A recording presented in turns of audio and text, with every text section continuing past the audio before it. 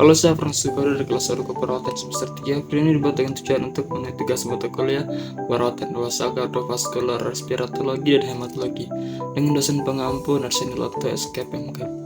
Saat ini saya akan bahas tentang apa itu tuberkulosis. Tuberkulosis atau TB adalah penyakit yang disebabkan oleh infeksi bakteri Mycobacterium tuberculosis.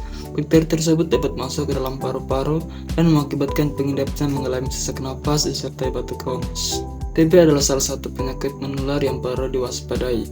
Menurut data dari WHO pada tahun 2020, sebanyak 1,5 juta orang meninggal akibat penyakit TB. Tahap infeksi bakteri pada pengidap TB melewati 3 tahapan, diantaranya sebagai berikut.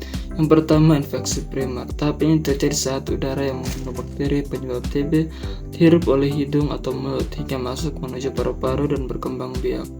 Yang kedua, infeksi laten. Ketika bakteri mulai berkembang, sistem imun akan melakukan perlawanan. Ketika sistem imun berhasil melawannya, maka bakteri akan tertidur dan tidak akan menginfeksi, sehingga orang yang terinfeksi tidak akan merasakan gejala apapun.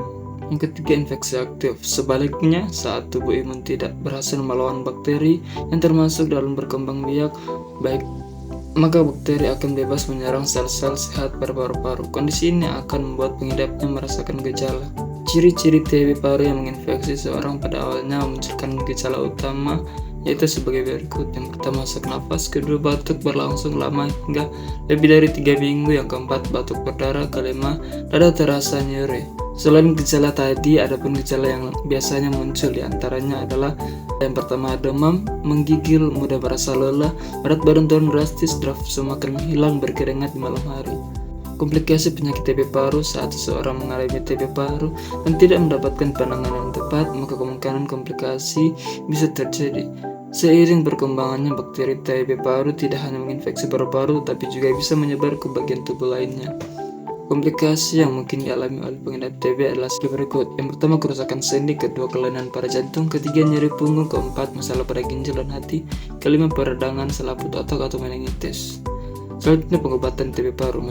Meski berisiko fatal, namun TB paru adalah penyakit yang masih bisa disembuhkan asalkan melalui penanganan secara tepat. Biasanya dokter akan menganjurkan pengidap untuk mengonsumsi obat selama 6-12 bulan. Obat TB paru umumnya mengandung jenis antituberkulosis, yaitu antibiotik yang khusus digunakan untuk mematikan infeksi bakteri. TB pengobatannya sendiri terdiri dari 2 tahap, yaitu intensif dan lanjutan. Jika seseorang mengalami resisten terhadap obat antituberkulosis, maka ia harus menjalani pengobatan lini kedua. Sementara pencegahan TB adalah dengan memberikan suntikan vaksin BCG atau Bacillin Salmeterol. Vaksin ini biasanya diberikan kepada bayi dan anak-anak saat mereka imunisasi sebanyak 1 kali. Demikian penjelasan saya tentang TB paru. Terima kasih. Universitas Pembangunan Indonesia Manado adalah suatu universitas yang terletak di Kota Manado yang telah terakreditasi oleh Badan Akreditasi Nasional Perguruan Tinggi dengan 6 fakultas dan 8 program studi, dan telah tersedia segala fasilitas yang siap menunjang proses pembelajaran mahasiswa. Mari bergabung bersama kami di Universitas Pembangunan Indonesia Manado. Bersama UNPI membangun